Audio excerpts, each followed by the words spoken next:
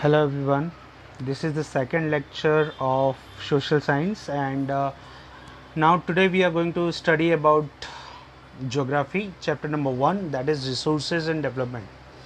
Have you remembered in the last video we have seen that economics chapter number 1, that is related with the development and developmental notions.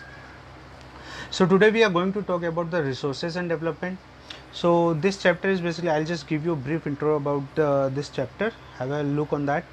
So basically, if we talk about resources, already we have seen that resources is everything which is available in our environment and which can be used to satisfy our need. Okay, provided technologically accessible, economically feasible, and culturally acceptable, and can be termed as resources. Okay, here what we are talking the resources is that thing which satisfy the human needs, and the conditions are that technologically it should be accessible, economically feasible means we are able to buy it, we can use it, and culturally acceptable is basically means that the culture should not denied that. Okay, for example, I'll give you one example of that.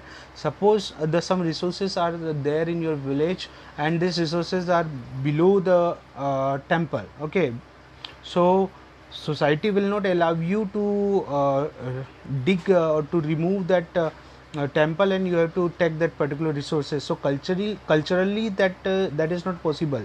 So if that is possible, then that is known as resource, otherwise it is not termed as resource. Okay, so basically here you just go through that. This is the table which is given for the resources. Resources are basically divided into natural and human made. Okay, renewable, non-renewable. Okay, these are the, so we will talk about one by one. Okay, here biotic resources on the basis of origin. Suppose somebody will in your examination the question will ask like basis of origin, just differentiate the resources. So first is biotic and abiotic. Already you have seen that in your science in your last class also.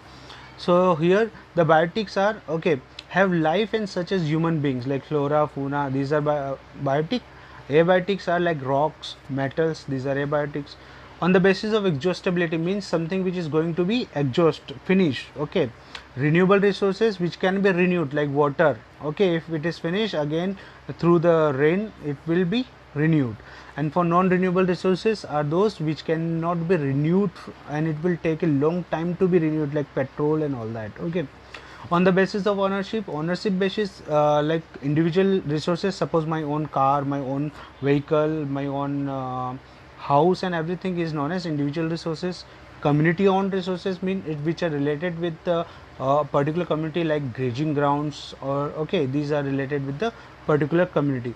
Here one thing you have to understand, national resources are those resources which are the resources up to 12 nautical miles, means 22.2 kilometers from the ocean boundary of a nation. Okay, ocean boundary of a nation means what? The India, if you just look at the India map, there is a ocean is also there in the south. So the from the coastal boundary up to 22.2 kilometer, 12 nautical miles is known as national resources. Okay, clear here?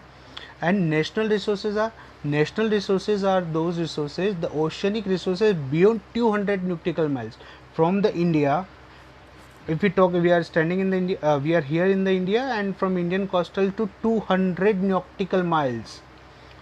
1 nautical mile is equals to 1.8 kilometer. 1.8 kilometer, make a note.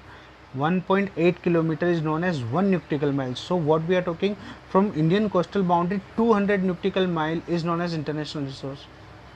So here one question should arise in your mind, what is that? Okay, I think those who got the question, good, just listen. That here in national resources what we have seen up to 12 nautical miles, and in international what we are talking 200 nautical miles. So what about 12 nautical miles to 200 nautical miles? In between, what is that particular distance? Which and that area is related to which country? So that we have to find it out for the answer. Okay, that is related with US, United Nations. Sorry, UN. That is related with United Nations. United Nation is what? Basically a group of nations, and they will give that particular area to the nation who is actually benefited for that. Okay, now who is actually required that. Okay, so 12 to 200 nautical miles, the area which is benefited for a particular nation, which is given by the UN, United Nations. Okay, so next is potential developed stock. These are some resources, so you just go through that. Reserves is also there. And next we will talk about development of resources, how we can do it. Resources should be used in an optimum manner. Accumulation of resources in the few hands should not be there. Now another thing, to protect the resources, we have one Earth Summit that is in this Brazil, Rio de Janeiro Earth Summit. Just go through that. Just listen. This is Rio de Janeiro Earth Summit 1992 in Brazil. It took place, and where 100 heads of the states come, and they have put Agenda 21. Agenda 21 is what? Agenda 21 because they are going to protect the resources in the coming 21st century. That's why it is called Agenda 21. Okay, just go through that.